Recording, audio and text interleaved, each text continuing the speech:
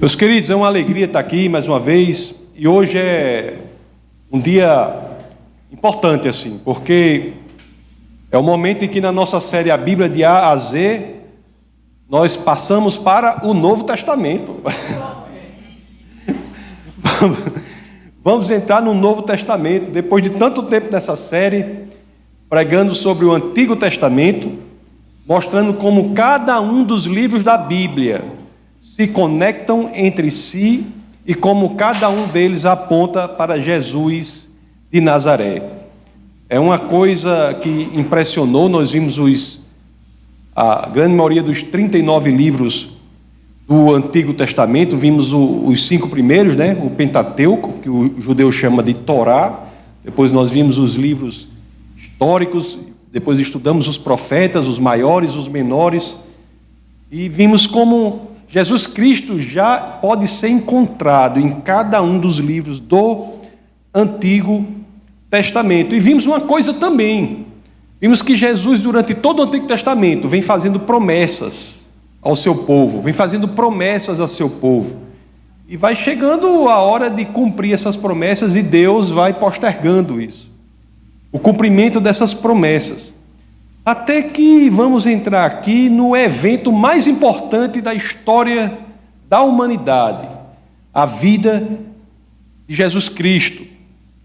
Essa série aqui, entramos no Novo Testamento, conforme eu falei, vamos começar pelos 4 evangelhos, que são nada mais do que a biografia de Jesus de Nazaré. Biografia, são 4 biógrafos, né? Mateus, Marcos, Lucas e João. Eles falam, eles narram, eles escrevem sobre a vida de Jesus de Nazaré. Nascimento, a vida, a morte e a ressurreição de Jesus de Nazaré. Cada um dos biógrafos, dos evangelistas, eles dão uma abordagem única sobre aquela história, embora concordem nos pontos centrais do nascimento, da vida, da morte e da ressurreição de Cristo. É como se fossem assim 4 grandes jornalistas escrevendo sobre um evento. Eles concordam nos pontos centrais e dão abordagens únicas nos pontos secundários. E vamos ter como texto base do nosso bate-papo de hoje exatamente o primeiro capítulo do Novo Testamento, Mateus, capítulo 1. Este é o texto base do nosso bate-papo de hoje. E desde já eu peço a gentileza de vocês, aqueles que assim queiram, que abram as suas escrituras no Novo Testamento, no Mateus 1. Mateus 1:1. Vamos ver o que a Bíblia diz.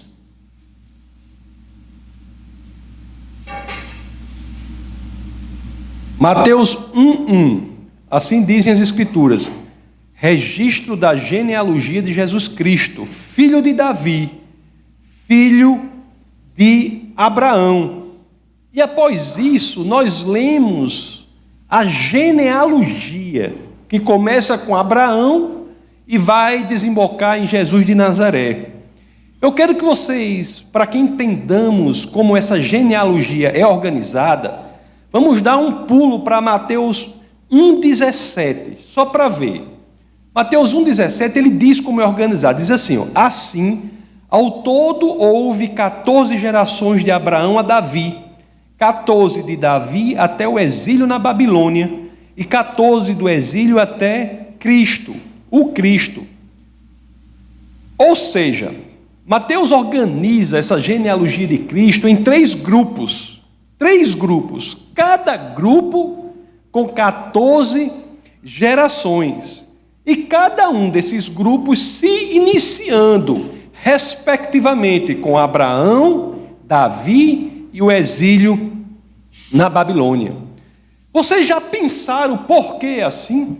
Por que o biógrafo Mateus, ele opta por dividir a genealogia de Cristo em 3 grupos de 14 gerações cada, se iniciando com Abraão, Davi e o exílio?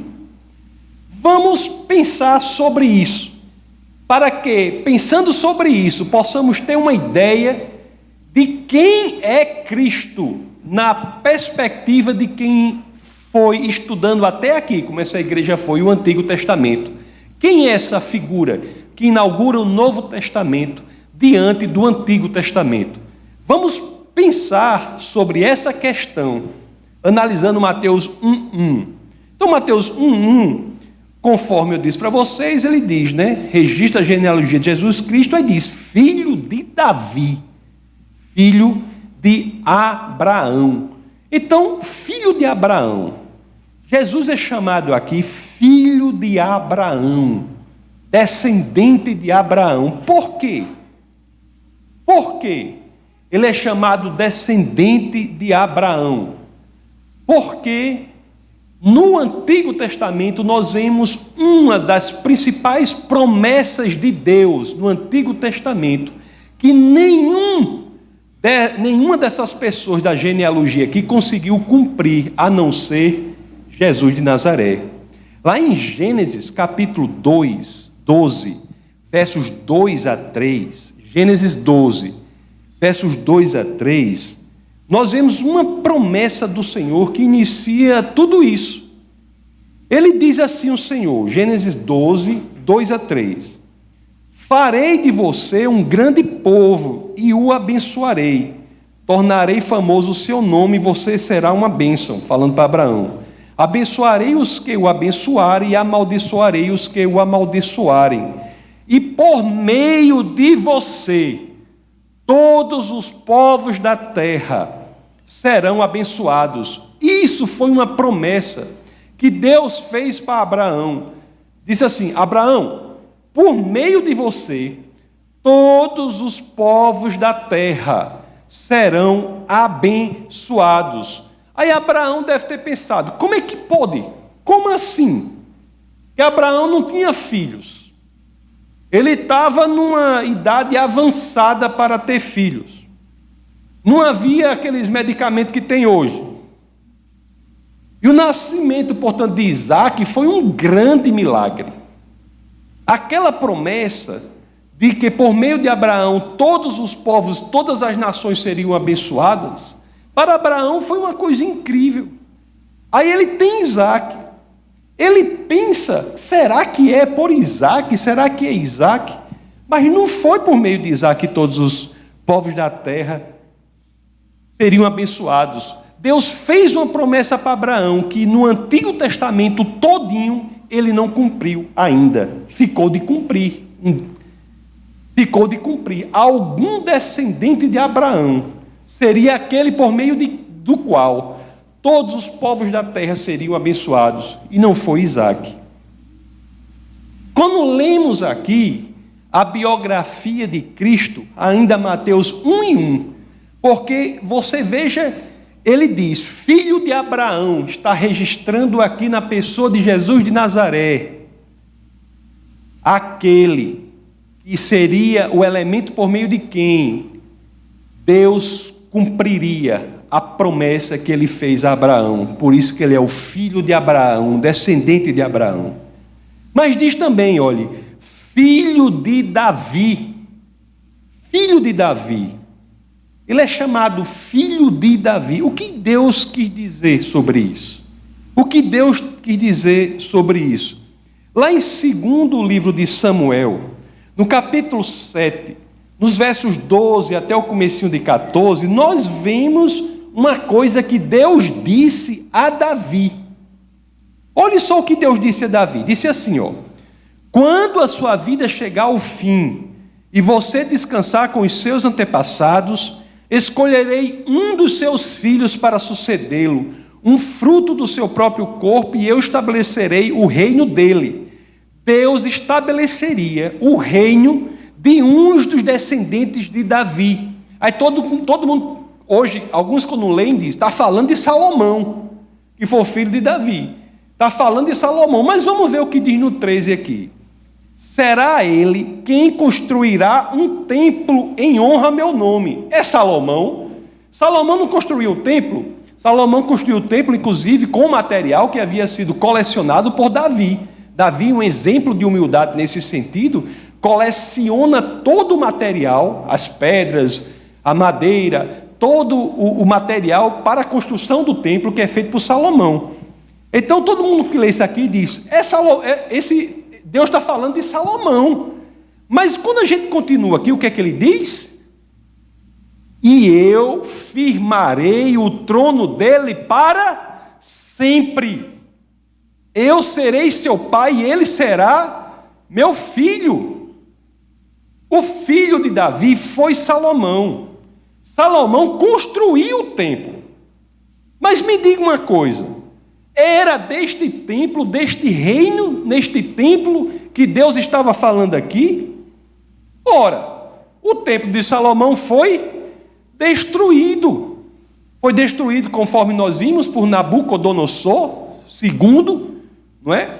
Destruiu toda Jerusalém na invasão da Babilônia. É em cima dos destroços de Jerusalém que o profeta chorão, Jeremias, escreve Lamentações. Foi destruído o templo. Esse templo foi até reconstruído por Herodes, que queria agradar os judeus. Inclusive, é algo que historicamente é impressionante, porque Herodes constrói um templo em que ele não poderia entrar. É reconstruído por Herodes e depois destruído no ano 70 depois de Cristo por Roma. Mas o que importa aqui é o seguinte: Deus havia dito, olha, eu firmarei o trono dele para sempre. Não era de Salomão que Deus estava falando, não era este descendente de Davi ao qual Deus se referia no segundo livro de Samuel. Era quem? Era alguém cujo trono seria eterno, seria para sempre. Jesus de Nazaré.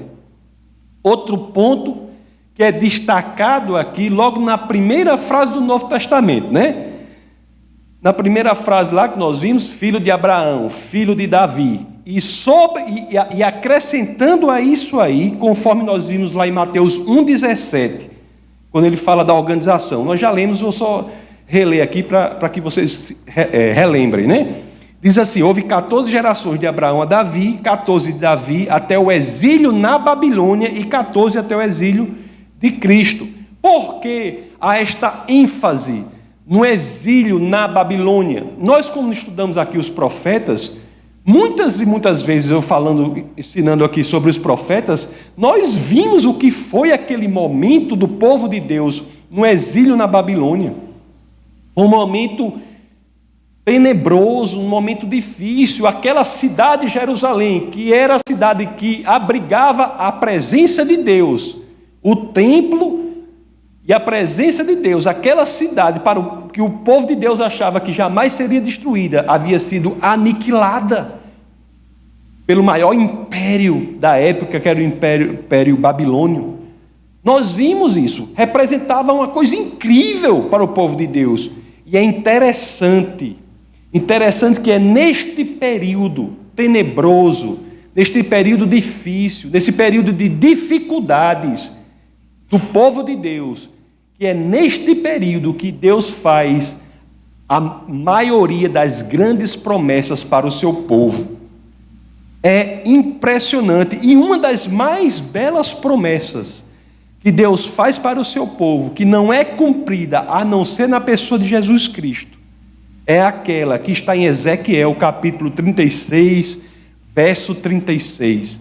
Essa promessa é uma das mais belas que Deus faz para o seu povo. É uma promessa impressionante, realmente. Olhe só o que dizem as Escrituras. Olha a promessa de Deus para o seu povo. Ezequiel 36, 26 ou 30, que darei a vocês 36, 26, capítulo 36, verso 26. Darei a vocês um coração novo e porei um espírito novo em vocês. Tirarei de vocês o coração de pedra e lhes darei um coração de carne. Eu sempre, quando vejo essa promessa, eu acho uma coisa incrível. Inclusive, é impressionante, conforme eu falo algumas vezes, quando Davi erra, ele ora para o Senhor, ele diz assim: Senhor, eu quero me arrepender, eu quero que o Senhor coloque no esquecimento o que eu fiz. E também, a oração dele vai adiante, e também me dê um novo coração. Era uma expectativa do povo de Deus. Davi orava assim: me dê um novo coração, me dê um novo desejo de fazer as coisas que são do seu agrado. Eu preciso de ajuda, Senhor. Então me dê um coração novo. E de fato, isso era uma expectativa do povo de Deus, para o qual havia essa promessa do coração ser transformado. Por isso que coração enganoso é o coração de quem não tem o Espírito Santo. Quando as Escrituras dizem o coração é enganoso, de fato, e é por este mesmo motivo que precisamos de um novo coração. É exatamente por esse motivo. Você é crente, não acha que o seu coração é enganoso, não. O Espírito de Deus está dentro de você, e é por meio do que você sente dentro de você que você terá as certezas mais verdadeiras. Na nova aliança, nós somos guiados por um coração de carne, que não é um qualquer. É o que Deus colocou dentro de nós. É o Espírito do próprio Deus que vem habitar em nós. Não é por acaso, meus queridos, que são essas promessas que Deus faz durante os 39 livros do Antigo Testamento. De Abraão até o nascimento de Jesus, nós temos 2000 anos. São 2000 anos de promessas que o Senhor, que Deus vai fazendo para o seu povo. E agora, em Cristo, acontece o cumprimento das promessas. É o ápice da história, quando Deus posterga o cumprimento para a pessoa de Cristo. Não é por acaso. Nós devemos entender Jesus Cristo como aquele que cumpre as promessas que são feitas no Antigo Testamento. Não é por acaso que no livro de Mateus, em vários momentos, nós lemos a fórmula assim: tudo isso aconteceu para que se cumprisse o que o Senhor dissera pelo profeta. Lá em Mateus 1:22, diz assim, se quiser não precisa nem abrir, é só Mateus 1:22 diz assim, se quiser abrir pode abrir também, né? Mateus 1:22 diz assim: tudo isso aconteceu para que se cumprisse o que o Senhor dissera pelo profeta. Mateus 2:17, então se cumpriu o que fora dito pelo profeta Jeremias. Mateus 4:14, para cumprir o que fora dito pelo profeta Isaías. A biografia de Jesus de Nazaré é uma história do cumprimento das promessas de Deus para o seu povo. O que nós vimos até aqui durante essa série, quando falávamos do Antigo Testamento, eram promessas feitas a Deus para o povo, cujo cumprimento era postergado para quando Ele mesmo, o próprio Deus, encarna, vem à terra, conforme diz João capítulo 1, combinado com João 1,14, vira homem e se torna o cumprimento das promessas do Senhor. Então, quem é Jesus? Como é que nós podemos definir Jesus? Entendendo como podemos já estudar o Novo Testamento diante do Antigo. Jesus é essa ligação do Novo com o Antigo Testamento. Por quê? Porque Ele é o cumprimento das promessas para seu povo. Jesus é o cumprimento das promessas para mim, é o cumprimento das promessas para você. É nesse sentido que algumas pessoas não entendem. É nesse sentido que Jesus diz o quê? Eu não vim para abolir a lei, mas para cumpri-la. Mateus 5,17. Não pense que vim abolir a lei ou os profetas. Não vim abolir, mas cumprir. Não veio Jesus abolir duas coisas. Nem a lei, nem os profetas. Jesus veio cumpri-los, tanto a lei quanto os profetas. Portanto, Jesus não é mais um profeta. Como muitos dizem. Muitos dizem que Jesus é um outro profeta. O Islã, por exemplo, diz que Jesus é um profeta. Se você for ler o Corão fala bem de Jesus, fala do nascimento virginal de Jesus. Aliás, O Corão, falando dos profetas todos, incluindo Maomé, o Corão só diz que um dos profetas é um profeta sem pecado. Sabe quem é que o Corão diz que é o profeta sem pecado? Jesus. Está no Alcorão. Por que o Alcorão não é um livro cristão? Porque considera Jesus um profeta. Jesus não é um profeta. Jesus fala de si mesmo que ele veio para cumprir os profetas. É algo totalmente diferente. Jesus é Deus. Mateus, olha, você entende o seguinte, antigamente, assim como hoje, muitos entendiam Jesus de forma errada. Achavam que ele era um profeta, achavam que era isso, era aquilo. Uma história resumida de como o povo entende errado, até que alguém tenha a revelação de quem ele é, está lá em Mateus 16, 13 a 16. Essa história está resumida ali. Um exemplo claro que existe até hoje de pessoas achando que Jesus era um profeta. Jesus era profeta? Olha o que diz aqui, Mateus 16, 13 a 16. Chegando Jesus à região da Cesareia de Filipe, perguntou aos seus discípulos: quem os outros dizem que o Filho do Homem é? Eles responderam: alguns dizem que é João Batista, outros Elias, e mais outros Jeremias, ou dois profetas. O que essa doidice que existe hoje, já existia ali. Pessoas olhavam para Jesus e tentavam dizer que ele era um profeta. Aí diz aqui: e vocês? Perguntou ele: quem vocês dizem que sou? Simão Pedro, que era totalmente, se ele fizesse exame antidoping, não passava. Antidoping, porque Pedro era todo, não era? Todo acelerado. Pedro era uma coisa. Se você for olhar estudar a história de Pedro, ele não queria nem saber. Ele pulava, foi ele que pulou do barco, né? Se Pedro fundasse uma igreja, era um problema. Se Pedro fosse fundar uma igreja, era um problema. Se a igreja fosse fundada sobre Pedro, era confusão, porque Pedro na hora é uma coisa, na outra hora é outra. Está nem aí, ele não pensa, ele vai, né? Há as qualidades nisso, né? Há as qualidades nisso. Mas para outras coisas não dá, né? É como botasse, por exemplo, o João como tesoureiro. João era um coração muito bom. Se João fosse o tesoureiro da igreja, primeiro que pedisse aqui, eu gostaria de um prato de comida, tome todo o tesouro da igreja, vá. Ia dar tudo, né? Ia pegar todo. João era uma pessoa, mas não dá para ser tesoureiro. Como Pedro, não dá para ser fundamento de igreja. As características dele eram boas para outras coisas. Aí diz aqui, aí Simão Pedro diz: tu és o Cristo, o Filho do Deus vivo. Que resposta fabulosa! Ele olha para Cristo e diz: você não é profeta coisa nenhuma. Você é o próprio Deus, o Cristo, o Messias. Cristo é aquele em quem as promessas do Antigo Testamento se realizam, se cumprem. Então nós vimos aqui 3 promessas feitas por Deus. 3. A primeira: abençoar as nações do mundo.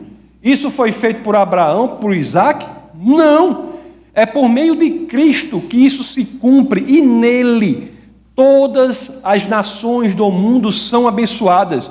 Não há escravo nem livre, gentil nem judeu, não há qualquer um que queira estar em Cristo, e essa é uma forma interessante que Paulo se refere aos cristãos: aquele que está em Cristo. Os que estiverem em Cristo serão abençoados, independente da língua que falem, da nação de que sejam, dependente da sua origem. Promessa 2: criar um reino que seria eterno. Esse reino é criado por Salomão? Não é. O templo foi destruído, conforme nós vimos. Esse reino se realiza em Cristo, no Jesus Cristo. E a terceira promessa: dá um coração a seu povo. Que é essa promessa que é feita e é extremamente relevante para o povo de Deus quando passava nas dificuldades do exílio na Babilônia.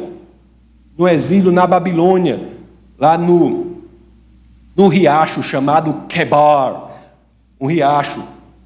Como é que a Bíblia traduz? Fala riacho não, fala rio, né? Rio Quebar. Mas é um riacho. A Bíblia exagera nisso aí, é um riacho. É um filete. Quebar. Não é, mas não é um rio em si. Nenhuma daquelas pessoas da genealogia que estão lá em Mateus, nenhuma delas cumpriu a lei dos profetas. Só o último da lista, Jesus Cristo, fez isso.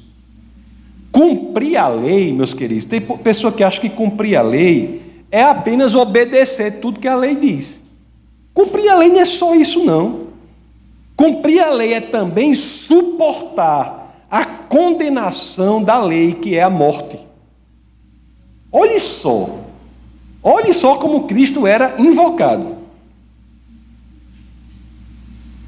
Antes de Cristo, quando todos pecavam, alguns pecavam,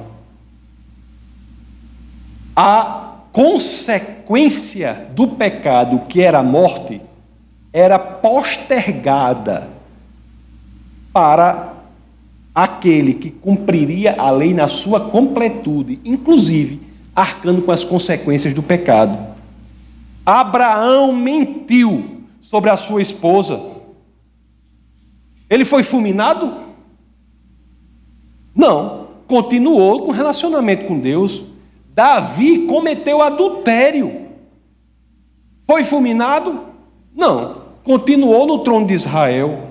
Isaías, o grande profeta Isaías, que as visões que ele teve, a gente estudou aqui, né? Eu peguei bem uns 3 domingos, eu acho, sobre as visões de Isaías. Foram bem uns 3 domingos, cada visão.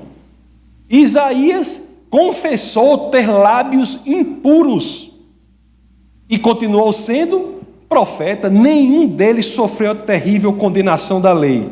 Por quê? E a lei é pior do que a lei de Chico de Brito. Já ouviram falar na lei de Chico de Brito? Da época de vocês, não? Hein? É da sua época? Essa lei aqui é pior do que a lei de Chico de Brito. Lá em Ezequiel, o profeta Ezequiel, capítulo 18, verso 4, diz: aquele que pecar, morrerá. Deus teve de lidar com as consequências do pecado do mundo. E a forma que ele escolheu para lidar com isso foi ele mesmo, trazendo para si as consequências desse pecado. É por isso que Jesus foi para a cruz. Este é o significado deste símbolo aqui, que Jesus, escolhendo em seu ministério morrer na cruz, ele transforma a semântica desse significado aqui, desse símbolo aqui, né? Conforme eu falei, deixa de ser um símbolo de tortura e morte para ser um símbolo de esperança e alegria. Por que que ele faz isso? Por que que a cruz é símbolo de esperança? Porque foi aqui que Jesus deu cumprimento à lei, arcando com as consequências do pecado de todos que estão nele. Primeira carta de Pedro, capítulo 2, 24 a 25. Olhe só o que diz Pedro. Olhe só o que diz Pedro. Primeira de Pedro 2, 24 a 25. Você fala primeira de Pedro, porque foi Pedro que escreveu. Entendeu? Primeira de Pedro, porque foi Pedro que escreveu. Primeira aos Coríntios, porque aquilo foi escrito aos Coríntios. Então, primeira de Pedro, capítulo 2, 24 a 25. Ele mesmo levou em seu corpo os nossos pecados sobre o madeiro, a fim de que morrêssemos para os pecados e vivêssemos para a justiça. Por suas feridas, vocês foram curados. Pois vocês eram como ovelhas desgarradas, mas agora se converteram ao pastor e bispo de suas almas. O julgamento de nossos pecados, o cumprimento da lei em Cristo, foi colocado sobre aquela pessoa na cruz, Jesus de Nazaré. Ao morrer, ele pagava o preço que deveríamos ter pago pelos nossos próprios pecados. Olhe só o relato de João, o último dos biógrafos aqui, Mateus, Marcos, Lucas e João. Mateus e João conviveram com Cristo. Marcos e Lucas, não. Eu não sei se vocês sabem. Marcos e Lucas conviveram com pessoas que conviveram com Cristo. Muitas das informações de Marcos e Lucas são oriundas de Pedro, por exemplo. Mas João era o chamado discípulo querido, próximo. João 19, 28 a 30, vai falar as últimas palavras de Cristo. Olhe só o que tem aqui. João 19, 28 a 30. Olha o que as Escrituras dizem. Mais tarde, sabendo então que tudo estava concluído, para que a Escritura se cumprisse, até João, olhe, as coisas, deixa eu só dizer uma coisa para você aqui, de continuar, também é um erro comum das pessoas. Não é que Deus estava forçando o povo a fazer uma coisa, fazer outra, para que as profecias se cumprissem, não. As profecias são uma presciência, uma antevisão, uma visão do futuro, que Deus fala para os profetas de como as coisas aconteceriam livremente. A ciência do futuro é uma questão de conhecimento do que livremente as pessoas iriam decidir. Porque Deus, ele mora fora do tempo. O passado, o presente e o futuro para ele estão em um só elemento. Não é que Deus força as pessoas a agir de determinada forma para a profecia cumprir, não. Eita, se ele fizer isso, meu amigo, a profecia disse outra coisa. Vou forçar Judas a trair Jesus. Ele não fez isso, não. Ele anteviu o que livremente as pessoas fariam, e é por isso que as profecias dizem respeito à cognoscibilidade de Deus, ao elemento do conhecimento de Deus. Deus não determina, não força as coisas. Então, mais tarde, sabendo que tudo estava concluído, para que as Escrituras se cumprissem, Jesus disse: tenho sede. Estava ali uma vasilha cheia de vinagre, então embeberam uma esponja nela. Ó povo ruim, né? Colocaram a esponja na ponta de um caniço de isopo e a ergueram até os lábios de Jesus. Tendo provado, Jesus disse: está consumado. Foi a palavra final dele aqui, segundo o evangelista João. Está consumado. Com isso, curvou a cabeça e entregou o Espírito. Está consumado. Tudo foi feito. Tudo foi cumprido. Deus cumpriu as promessas que fez durante 2000 anos ali, naquela pessoa de Jesus, que é a segunda pessoa da Trindade. É por isso que não precisamos de sacrifícios, não precisamos de fazer promessa, não precisamos fazer voto. Já viu? O católico faz promessa e o crente faz voto, só muda o nome. Tem não sei quanto crente que faz voto. Eu fiz um voto a Deus, que se ele fizer isso, eu faço isso. O nome disso é a promessa do católico. É a mesma coisa. Do mesmo jeito que é errado fazer promessa, é errado fazer voto, é errado fazer sacrifício, né? Bem que hoje o povo tem medo, né? Vou matar essa lagartixa aqui em sacrifício. Não adianta. Não adianta. Não adianta mais. Jesus pagou o preço pelos nossos pecados. Pelos pecados dos cristãos, daqueles que estão nele. Agora me diga uma coisa, eu estou falando de pecado de cristão, né? Aí eu pergunto, quem é o cristão? Você sabe quem é o cristão? Os cristãos são os que não pecam? Não. Não. Seria a expressão máxima da hipocrisia se eu chegasse aqui e dissesse para você que cristãos são aqueles que não pecam. Não. Cristãos são aqueles que se sentem muito mal quando pecam. São aqueles que, se eventualmente pecarem, eles são destruídos interiormente e precisam do Senhor para se recompor. Meus queridos, os que não estão em Cristo pecam, que é uma beleza, e não sentem nenhum peso na consciência. Se afastam de Deus e não estão nem aí. A natureza não é renovada. Cristão genuíno é aquele que, quando eventualmente peca, automaticamente sente o peso do que fez, pede desculpas ao Senhor e ele está pronto para jogar tudo aquilo no mar do esquecimento. No cristianismo, você sempre pode começar de novo. Sempre. É por isso, conforme eu já disse outra vez aqui, mas eu tenho que ficar repetindo. Tem um amigo meu que disse que a gente tem que repetir as coisas para mim 3 vezes, né? É por isso que os bem-aventurados, quando nós lemos as bem-aventuranças nas Escrituras, os bem-aventurados não são os justos, os que não pecam. Tem assim na Bíblia, bem-aventurados os justos. Tem isso? Tem isso? Homem, o que que tem? Bem-aventurados são aqueles que crescem em desejo pela ausência do pecado. Bem-aventurados aquele cujo desejo é não pecar. O que muitas vezes cai no pecado, mas se sente mal e quer sair dali e precisa de ajuda. E o Senhor diz, eu estou com você, você sozinho não pode, eu sei, mas conte comigo que juntos nós iremos melhorar. Mateus 5,6, está ali. Mateus 5,6, bem-aventurados os que têm fome e sede de justiça, pois serão satisfeitos.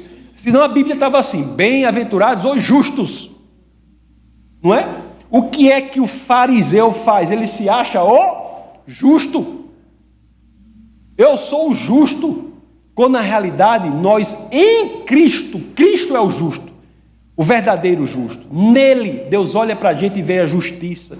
A gente que está nele, está num processo contínuo de santificação, não quer o pecado, tenta se afastar do pecado, se cai, se sente mal, pede perdão ao Senhor, está tudo resolvido e começa de novo.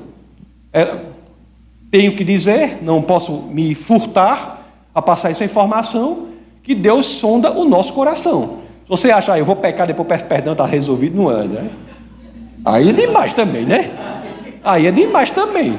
Quer enganar aquele que criou o universo, os céus e a terra, precisa mais do que isso. Jesus nos aceita da forma que nós somos.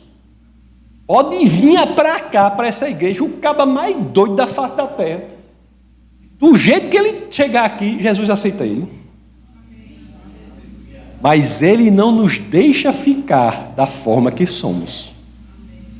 Não nos deixa ficar da forma que somos. É por isso que eu vivo dizendo aqui, a única mudança que eu quero aqui é de dentro para fora.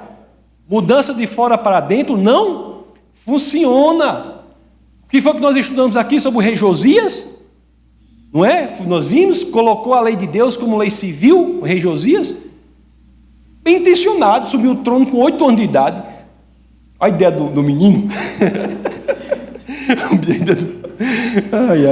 Mas ele não fez isso, não foi com 8 anos, não, foi com 16, não foi? Se eu não me engano, 16 anos. 16 anos, está aí, Orlando, você tem 14, daqui a 2 anos você já pensou, tira Michel Temer, você agora, a Bíblia vai ser a lei, o Código Civil. A Bíblia vai ser o Código Civil. O Estado laico é uma conquista do protestantismo. O Estado laico, nós defendemos o Estado laico. É uma conquista do protestantismo. Toda vez que nós temos a mistura de poder religioso com poder político, é problema.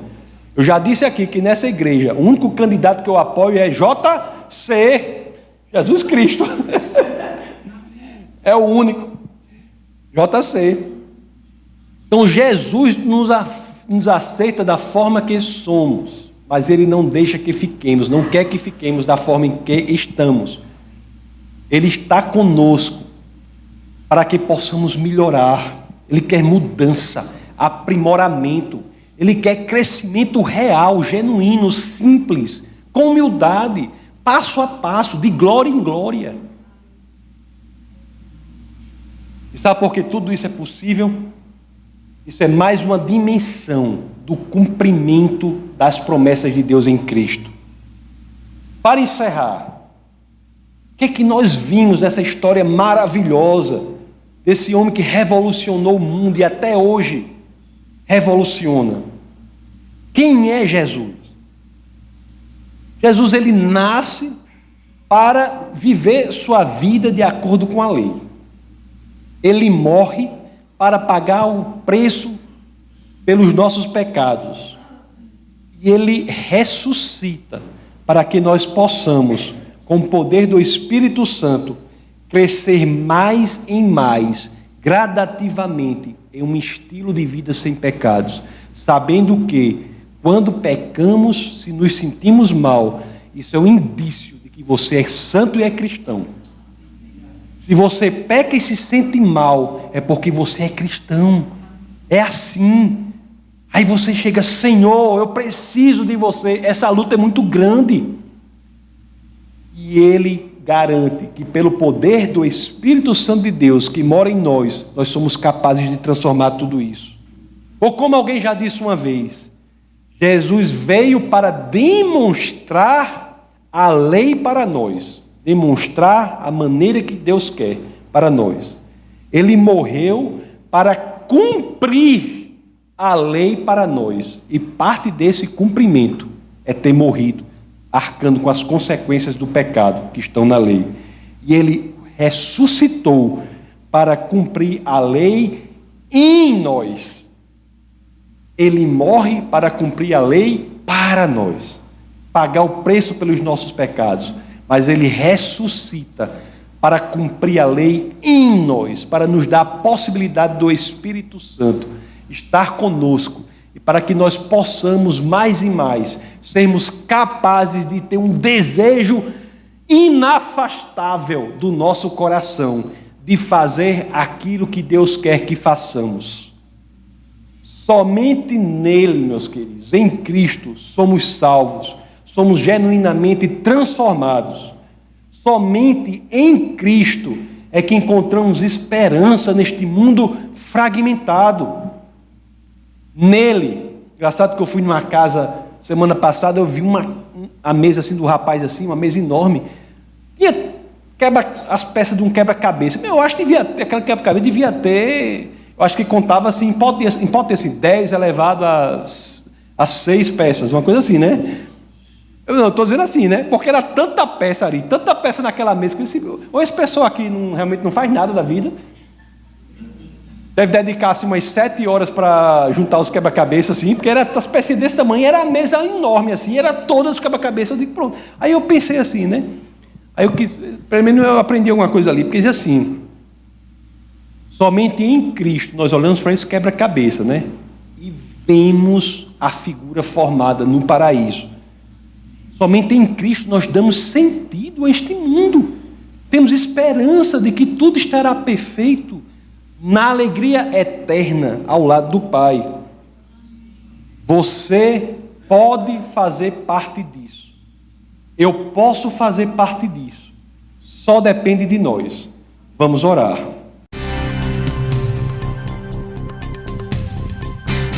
Essa foi uma produção do Ministério Internacional Defesa da Fé, um ministério comprometido em amar as pessoas, abraçar a verdade e glorificar a Deus. Para saber mais sobre o que fazemos, acesse defesadafé.org.